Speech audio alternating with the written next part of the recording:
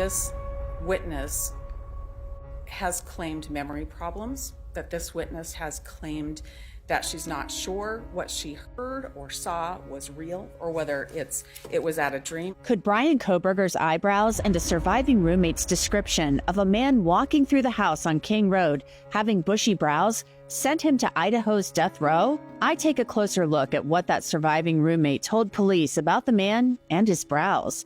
Plus, the defense is firing back about prosecutors wanting to play that 911 call.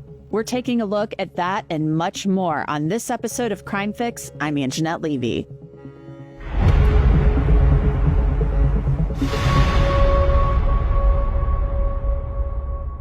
Before we get into the very latest in the Idaho murders case, I want to tell you about something new here at Law&Crime. It's a channel called Scandal. It's a place where we look into all of the wildest crimes happening in Hollywood and expose the darker side of fame. Click the link in the description and subscribe to stay up to date on all of the latest celebrity scandals. Now let's get back to the latest in the Idaho murders case and how we're learning much more about what the surviving roommate, DM, told detectives about seeing a man walking through the house on King Road. Bryan Kohberger's defense attorneys do not want the jury to hear DM say the words bushy eyebrows when describing the man. The defense says that would essentially be pointing the finger right at Kohberger and identifying him, and he's denied murdering DM's roommates on the morning of November 13th, 2022. Those roommates, of course, were Maddie Mogan, Kaylee Gonsalves, Ethan Chapin, and Xana Kernodle.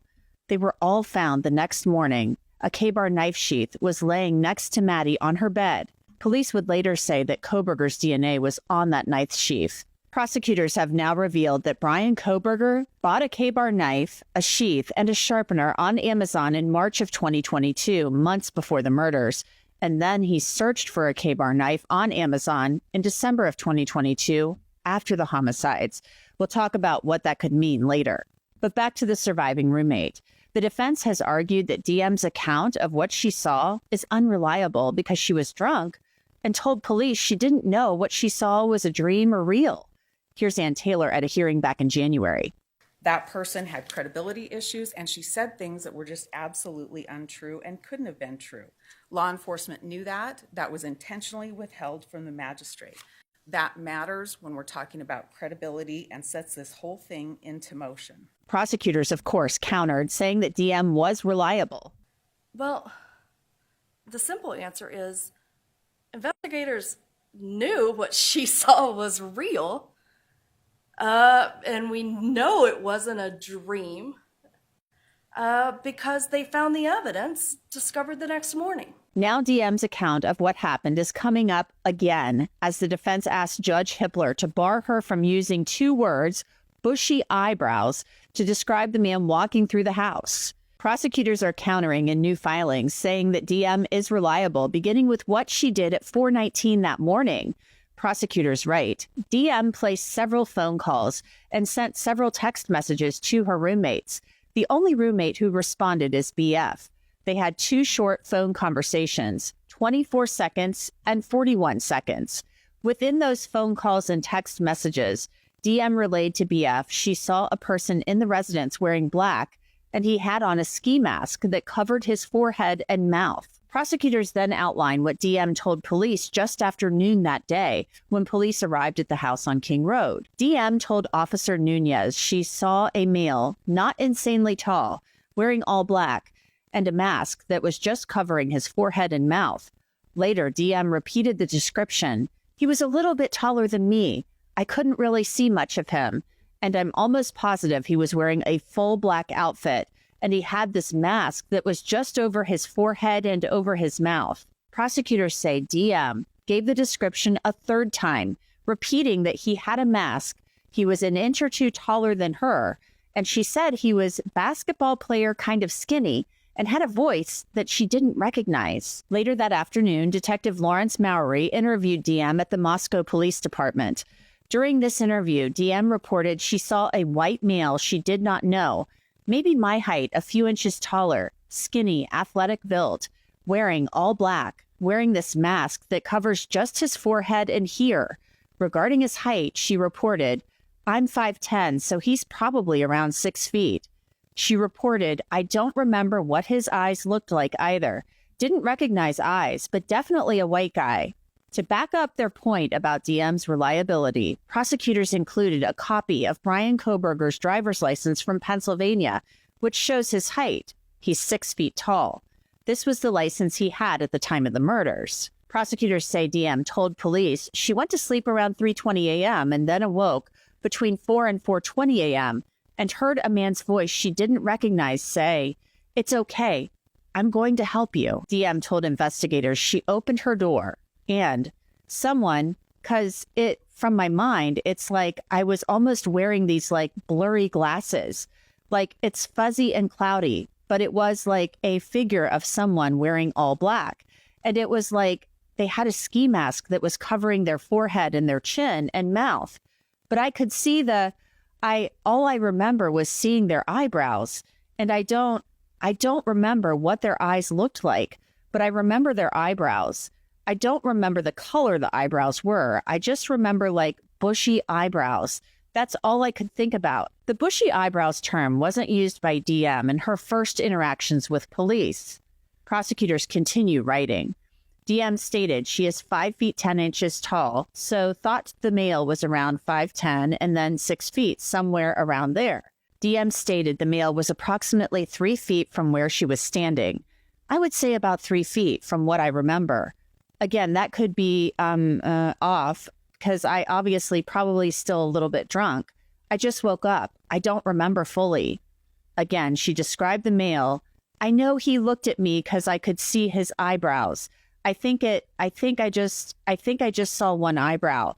I don't know why or how." The defense has said DM had sketches in her room that focused on eyes and eyebrows, so her mind may have been playing tricks on her, but the state says that almost makes her more reliable. She would have focused on the eyes and eyebrows. DM said about the mask, "I don't know, weird looking ski mask. It wasn't like the regular ski mask with like eyes and because I saw his eyebrows and I think I saw his nose and like this part of his face, but I don't know." Detective Gooch then asked DM whether she knew what a balaclava was and showed a photo of one to her and asked whether she could see the man's mouth. DM stated, "No, and I don't remember if I saw it. Like, I don't remember if I saw his nose, but I know I saw eyebrows. And I don't remember his eyes. I just feel like I can see eyebrows. But I mean, that could be it. I mean, that would make sense why the forehead was covered and this part of his face was covered." DM continued, "No, I don't remember what his eyes looked like.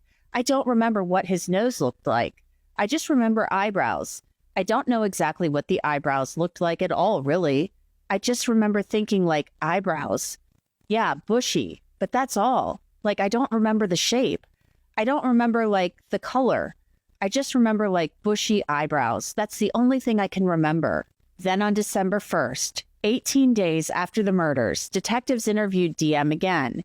She told them about her day and waking up around 4 a.m., hearing a man's voice, and it wasn't Ethan Chapin. The man said, "It's okay. I'm going to help you." DM said she called BF and said there was a man in all black in the house. "I couldn't see any of his hair, but I remember just like seeing like, it was like almost rectangular, like not the circle ones.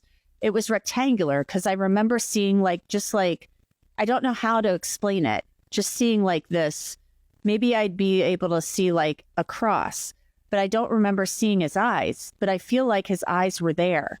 I could just see like an eyebrow. I feel like that's how I know he saw me because I could see his eyebrow. Like if I can see his eyebrow, he can see me."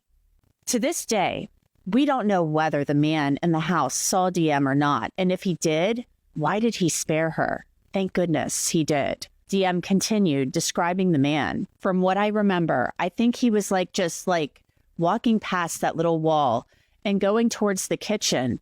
And I don't know, like I just remember seeing an eyebrow. I don't know why I just see one. It was just like one bushy eyebrow. I don't remember the color, like the full shape. I just remember it being bushy." Prosecutors said that DM told them the man was wearing black long sleeves, black pants, and black boots, and he was carrying something. Police interviewed DM again the day that Bryan Kohberger was arrested. She was asked whether the man she saw in the mugshot was the man from the house. I have no clue. From what I remember, I just remember seeing this figure that was like not fat, obviously, but more of like the skinnier tone build and some mask on. I don't know what the mask exactly was, but when I thought about it, it was just like covering here and here. I don't know if it was covering his mouth, his nose, or below his mouth and nose. I just remember knowing that he was white, but I didn't know how he was white. I just knew he was. And this knowing I knew he had looked at me because of the bushy eyebrow. That's all I remember. DM is also quoted as saying, "All I remember, but I don't remember big nose at all, like at all. That's like, all I remember is like some bushy eyebrow in all black and some sort of mask.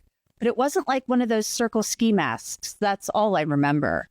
Several months later, on May 15, 2023, DM testified in front of the grand jury in Latah County.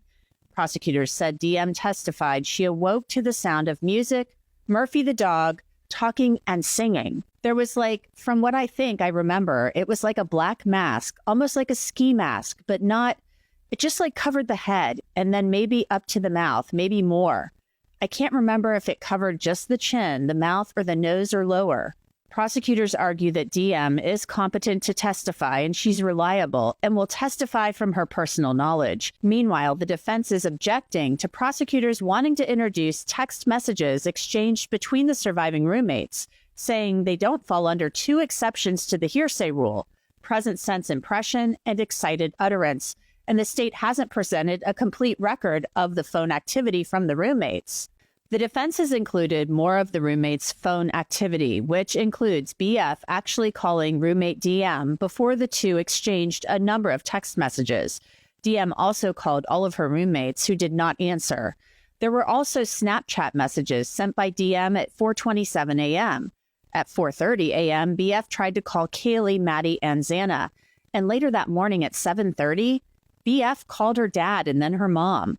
The roommates, according to the defense filing, had also accessed social media accounts, including Instagram and Yik Yak, later in the morning. Were the roommates trying to contact the victims on social media? We don't know because those records are not included, but the defense doesn't want the records allowed at trial, saying that they're incomplete and they don't fall under those exceptions to the hearsay rule. The defense writes, "The state has selected text messages as excited utterances and present sense impression. The totality of circumstances defeat the state's request. BF and DM texted each other a handful of times, and then they were in the same bedroom. They were together with the ability to talk to each other. They were not asleep for 8 hours. The messages the state seeks admission of as exceptions to hearsay began with a call and a message about being confused. After texting each other and unsuccessfully speaking with any of their roommates, the pair were together. The state is looking at the messages with the benefit of hindsight. The analysis has to be done in the moment the utterances were made. Text messages in this case." The defense argues a significant amount of time passed before the roommates called 911, and they sort of question the roommates' actions. DM first claims confusion, and then after communicating with BF, claims fear to leave her room. Despite her stated fear of leaving her room, she does so and joins BF downstairs. To get to BF's bedroom, DM passed the front door of the residence. BF was steps from the front door. Neither of them left the house. Neither of them called friends, family, or law enforcement for help. Instead, both have a substantial amount of activity beginning in earnest less than 4 hours after DM made her way to BF's room. BF and DM communicate with friends and parents, and DM is on social media. The defense also objects to the 911 call being played and the transcript being admitted under those present sense impression and excited utterance exceptions to the hearsay rule. And tell me exactly what's going on. One of the roommates has passed out, and she was drunk last night and she not wake me up. Okay. Oh, and they saw some man in their house last night. Yeah. The defense writes, the phone activity of DM and BF shows the statements on the 911 call are not an excited utterance. The phone activity is more extensive than a few messages between DM and BF. Phone activity did not stop once they were together. It did not begin right before 911 was called. The 911 call was not contemporaneous with DM and BF's stated awareness of something happening in their house. 8 hours passed until they called for friends to come to the residence. An excited utterance is a statement that is made while under the influence of an event. The 911 call and statements contained therein came after conversation, calls, texts, internet surfing, and other phone activity. So we have a lot to talk about today, and I want to bring in Mark Weaver. He is a death penalty prosecutor out of Ohio. He also sits as a judge occasionally in the state of Ohio, and he has prosecuted some really high-profile cases. I want to talk to you about the knife purchase, Mark. But first, let's talk about the bushy eyebrows and the fact that the defense does not want DM, the surviving roommate, to be allowed to say that the man she saw walking through the house had bushy eyebrows or a bushy eyebrow, depending on how you read her description to the police. And so the state's coming back and saying, look, she's reliable. She said that she may not have said it in her first interaction with law enforcement, but she said it in the subsequent ones. And so she should be allowed to talk about what she observed from her personal knowledge. Of course. Our viewers should know that this wrangling that's happening now, this pretrial wrangling, this normally happens in open court right in the middle of testimony when the judge and the lawyers go to sidebar. So in some ways, it's good that we're getting these issues resolved before the trial.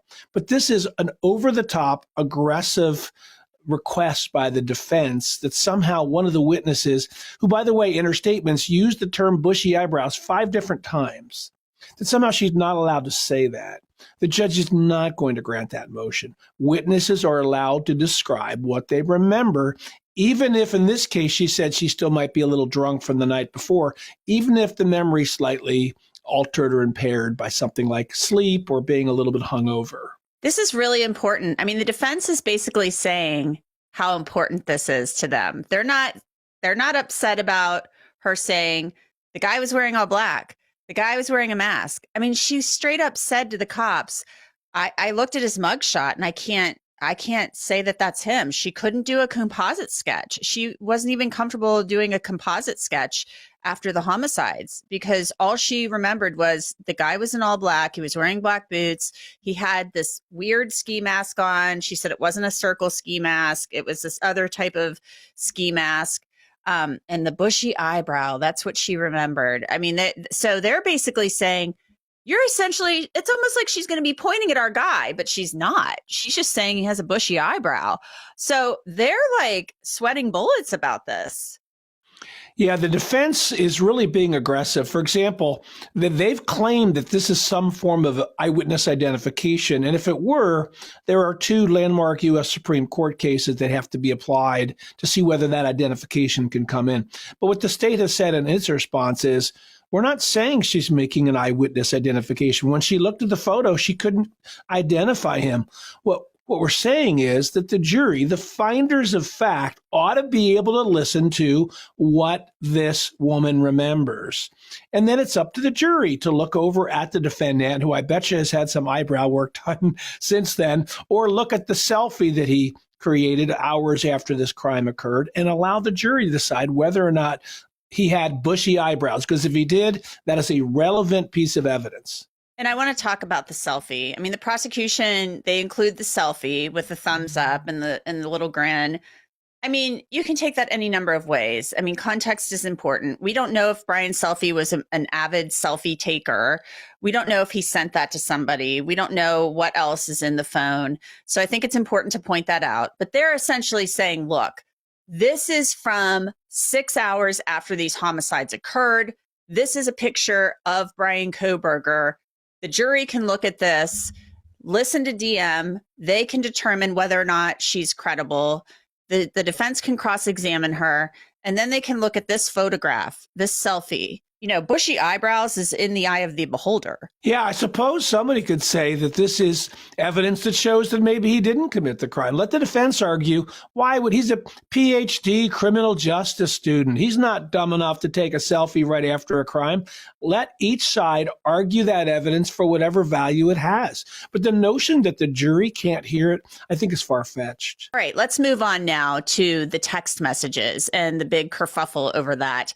The state wants to admit at these text messages under two exceptions to the hearsay rule, excited utterance and present sense impression. And they're saying basically, look, these roommates heard stuff. DM was scared out of her wits. She sees this guy in all black walking through the house. She's calling BF. BF calls DM. They must have both heard something. They're going back and forth. It basically shows and confirms what she is telling police in her interview. And so these should be allowed in. The defense is saying, well, look, no, it shouldn't. Because guess what? They're like going back and forth for hours and hours, and they're on Instagram and they're on Yik Yak and Snapchat, and they're calling mom and dad and they're doing all this stuff, and all these hours pass. And so this shouldn't be allowed in. Plus, the state didn't give a complete record in their original filing. Your thoughts? The rule of completeness means that certainly if the defense wants to put in all the chats, that's fine. I don't think that's an issue. The judge can let that in. But normally we don't allow hearsay in, which is a out-of-court statement offered to prove its own truth, unless it fits an exception. All you need is one. And we've mentioned both the excited utterance and the present sense impression, either of which allows it to come in. So there was an exciting event. Something horrible has happened at our house and we're waking up to it. Things that people say after an exciting event are more trustworthy because we tend to exclaim things that are on our mind that are true. And even if that weren't the exception, the present sense impression, what I'm feeling right now, is something that's accepted as well. I think the judge allows both of those exceptions to apply, and the text will come into evidence. Okay, now on to the 911 call. I mean, how many cases have you watched, Mark? And then how many cases have you prosecuted where the first witness on the stand, because they move in chronological order, is the 911 dispatcher or records custodian, and they play the 911 call, and the state wants this admitted, and they're citing present sense impression as an exception to the hearsay rule and excited utterance. Defense says, no, this is not. It was 8 hours later. The only thing that might be an excited utterance is the next door neighbor saying, oh, blah, blah, blah, this is what they're saying. That might be an excited utterance. I find it hard to believe that the judge would not let the 911 call in, because it's literally what starts this whole investigation. Sure. Listen, we understand defense lawyers have a job to do. Their job is to try to block the state from its burden of proof. We understand that. So I don't quarrel with the defense counsel making these motions. I just think they're largely frivolous.